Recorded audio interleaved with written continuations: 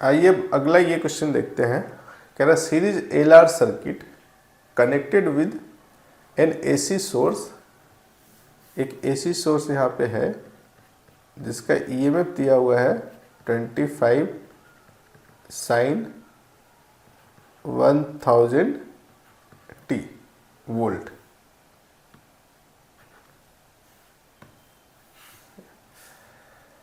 Has a power factor of 1/√2। Power factor किसको कहते हैं सर? cos फाई को कहते हैं, ये 1/√2 है। फिर क्या कह रहा है?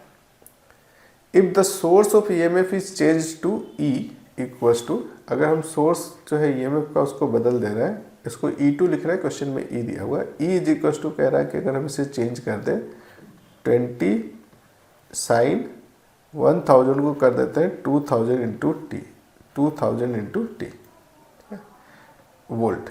ये वोल्ट में है, ये भी वोल्ट में है। Then the new power factor of the circuit will be, तब जो नया पावर फैक्टर होगा cos फाई वो क्या होगा। अब देखिए इस क्वेश्चन को सॉल्व करने के लिए किन किन चीज़ों की ज़रूरत है हमें। पहले तो पावर फैक्टर का फॉर्मूला क्या होता है और जो फॉर्मूले में चाहिए वो यहाँ पे गिवन है या नहीं है। पावर फैक्टर जो cos फाई का फॉर्मूला होता है, क्योंकि सर्किट कैसा है, एलआर सर्किट है, इसमें एक एल होगा और एक आर होगा। हाँ सर, इसका इम्पीडेंस ट्रायंगल बनाएंगे तो ये इम्पीडेंस, ये आर, ये एक्सएल और ये जेड वैल्यू है, और यहाँ पे ये फाई दिखता है। तो cos फाई अगर बात की जाए, cos फाई सर इसका मतलब आर बाई क्या हो गया, जेड हुआ ना, बेस बाई हाइपोटेन्यूज। सर पर आर नहीं गिवन है, आर नहीं गिवन है तो परेशान होने की बात नहीं है, cos फाई ही गिवन है, अलग अलग नहीं है। अब यहाँ पे जेड क्या होगा, जेड होगा under root XL square plus R square. ये जो रेशियो है R divided by under root XL square plus R square. इसकी वैल्यू दिया हुआ 1/√2। इसकी वैल्यू 1/√2 का अगर गिवन है तो हम एक काम कर सकते हैं, दोनों तरफ स्क्वायर कर लेते हैं।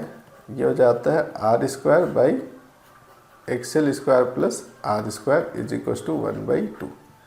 अब इसको क्रॉस मल्टीप्लाई करके चाहे तो आप सॉल्व कर लीजिए, तो ये रिजल्ट देता है हमें 2r square is equal to XL square plus R square. इसको सिंप्लीफाई करिएगा तो R square is equal to XL, यानी आर जो है वो एक्सएल के बराबर है। ये क्लियर है इनिशियल स्टेज में। अब सेकेंड केस में जब हमने सोर्स बदल दिया, अब आप कहेंगे सर सोर्स बदल दिए तो इसमें आर और एक्सएल क्यों चेंज होगा।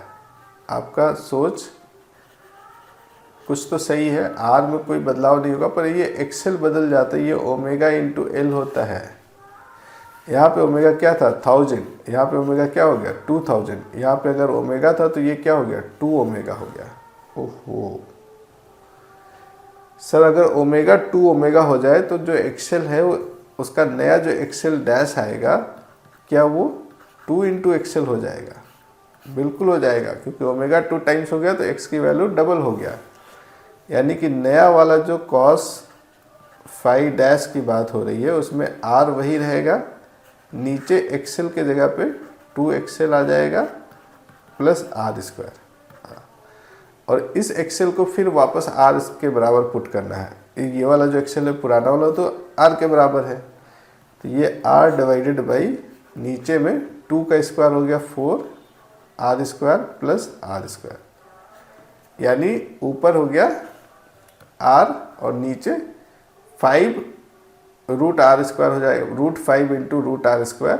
ये 4 R square plus R square 5 R square हो गया, आर स्क्वायर बाहर कट गया, ये 1/√5। सही आंसर यहाँ पे कौन सा होगा, ऑप्शन 3 यहाँ पे सही आंसर है।